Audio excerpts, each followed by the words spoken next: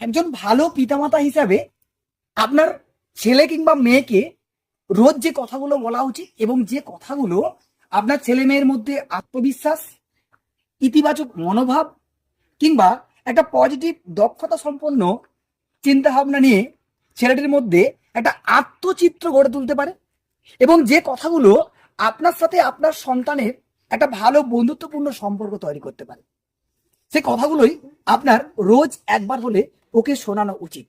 যাই হোক না কেন, শুধু একবার বলবেন, তুমি যাই করো বাবা, আমি তোমাকে অত্যন্ত ভালোবাসি, কারণ তুমি আমার পৃথিবী। তুমি যে কাজটা করছো, তুমি জানো না ওই কাজটা তোমার জন্যই যতখানি শক্ত কিংবা কঠিন মনে হচ্ছে, তার থেকেও তুমি ওই কাজটা করার জন্য ততখানি শক্ত কিংবা সক্ষম। তুমি যেটা করছো বা তুমি যেটা অ্যাচিভ করেছো বা যেটা করবে ভাবছো, তুমি জানো না তুমি তোমার সেরাটা করছো। তবে আমরা পিতামাতা হিসাবে তোমার থেকে আরো সেরাটা খুঁজে বের করতে চাই।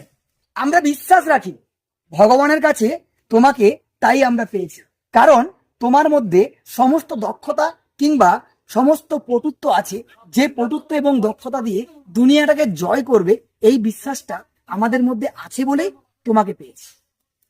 শুধু নিজের উপর বিশ্বাস রেখো। তুমি যে কাজটা করছো সেখান থেকে তুমি আজকে একটু শিখছো, সেই কাজটা যদি আবার রিপিটেড করো তাহলে কাল থেকে আরো বেশি শিখবে এবং সেখান থেকে আরো বেশি জ্ঞান অর্জন করবে।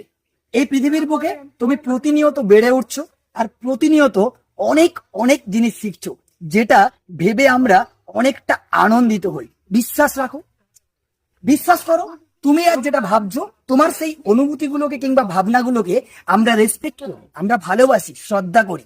ঠিক আমরাও বাবা মা হিসাবে তোমার থেকে আশা করি তুমি আমাদের ভাবনাগুলোকে, আমাদের অনুশোচনাগুলোকে সম্মান করবে।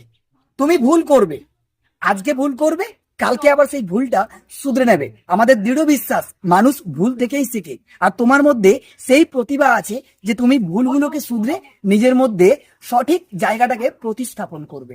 যে ভালোবাসায় তোমাকে আজকে আমরা প্রশংসা করছি, যে ভালোবাসায় তোমার সাথে আমরা তাল মেলাচ্ছি, যে অনুভবগুলোকে, যে ভাবনাগুলোকে আমরা তোমাকে সম্মান জানাচ্ছি, সেই ভাবনাগুলোকে ভালোবাসায়, সম্মানে এবং প্রদত্তের মাধ্যমে প্রুভ করে দেওয়ার দায়িত্ব তোমার। তাই এইটুকু ছোট্ট কামনা একজন পিতামাতা হিসাবে তোমার থেকে আমরা আশা রাখতে পারি। আশা করি আগামী দিনের একটা নতুন প্রজন্ম তুমি নিজে ক্রিয়েট করবে এবং যে প্রজন্মটাকে সাক্ষী থাকবো আমরা। স্যালুট জানাই, তোমার মতো সন্তানকে আমরা পিতামাতা হিসাবে পেয়েছি। ভালো থেকো তুমি।